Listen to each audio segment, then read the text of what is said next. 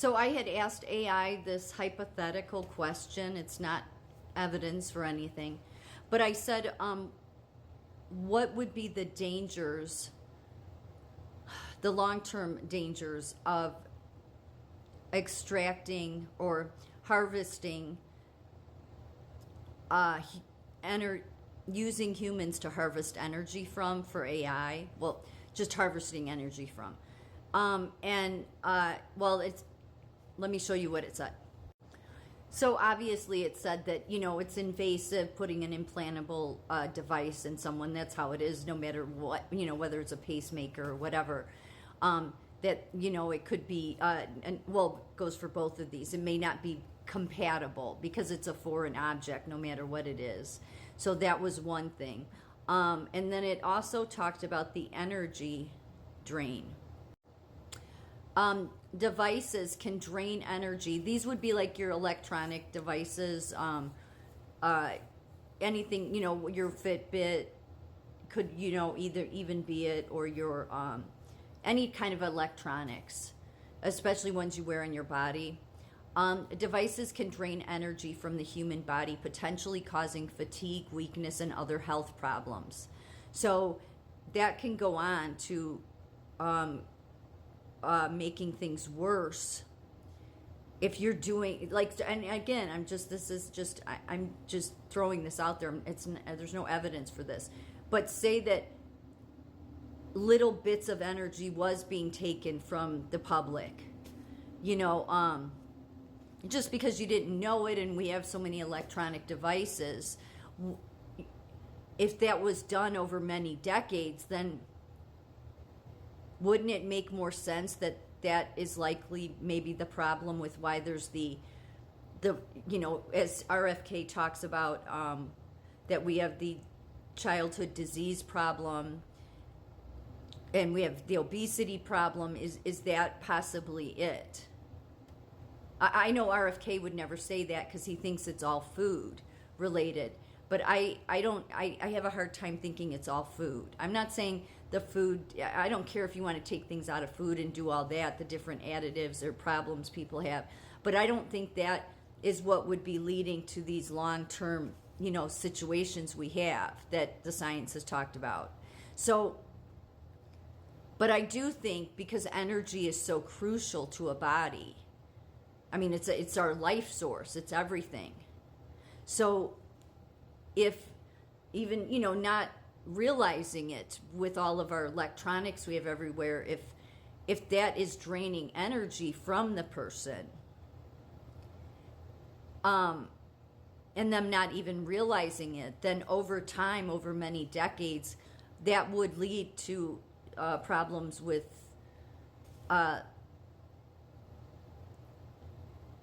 everything, all the regulatory, parts of your body, but they don't really know.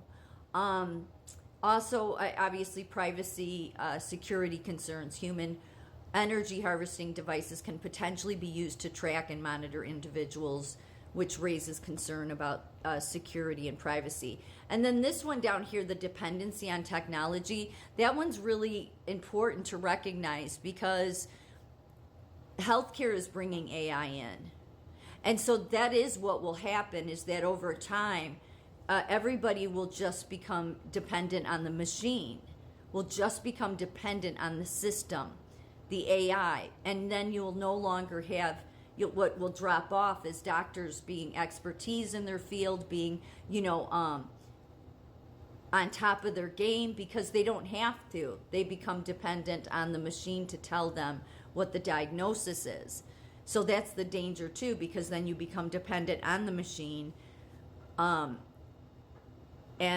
it takes away from the expertise of physicians and others. So that's one reason why healthcare shouldn't be bringing it in. But there's many reasons they shouldn't be, but because that in the long run will hurt health. But I said before, I don't look at the CEOs of healthcare, especially the ones bringing this in, as people that are really, I think they're thinking about their own, the back end, the money aspect of it. They're not thinking in terms of this is great for healthcare. And then it just goes on. The top part is talking about the dependency. Harvesting devices can create a dependence on technology, potentially leading to a loss of autonomy and self-sufficiency. Yeah, because you're dependent on AI has to tell me everything. And that seems like what we want to get away from, right? Is, some machine or something always telling everybody what.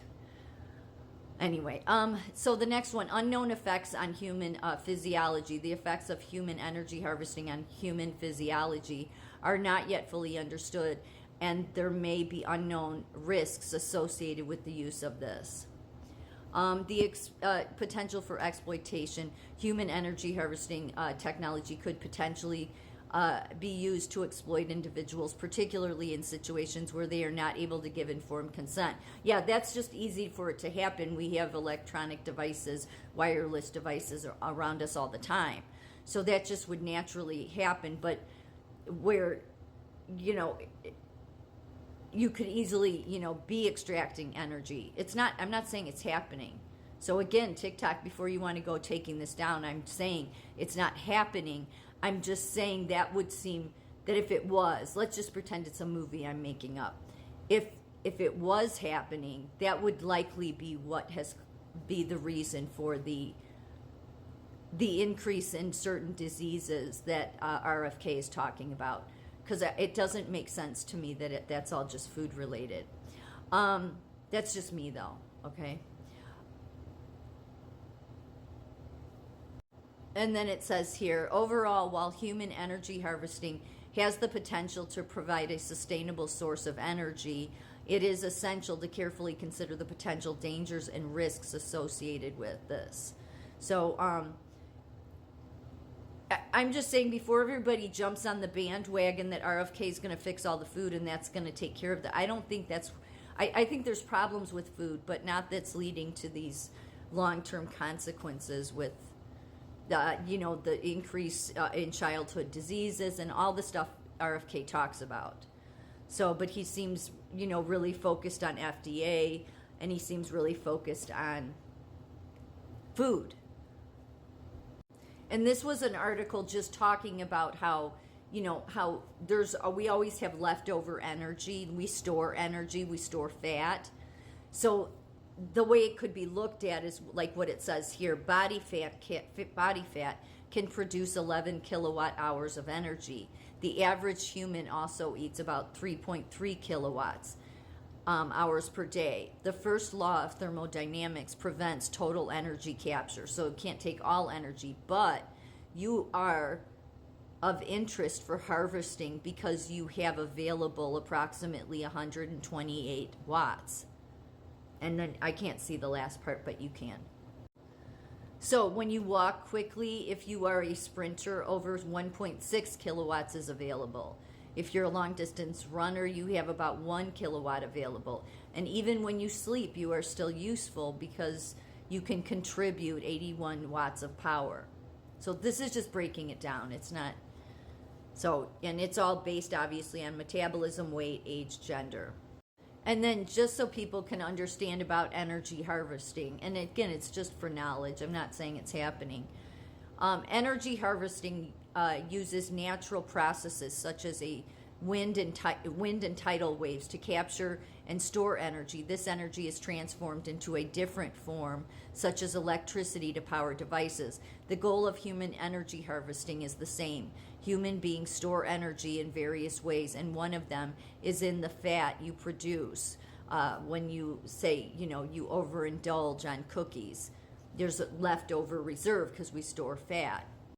So even though I know RFK wants to gut a lot of the department of the FDA, I just don't think it's all food related. I mean, obviously, maybe he's going to look at other aspects, but I wonder if he would look at the aspect of all this technology and what kind of effect it's having overall on depleting energy, and if over decades that's happening, if that's what is causing our bodies to break down and then be more, susceptible to these diseases, and then you pass it on to your children. Just a thought. Just my thought. That's it. Made up by me.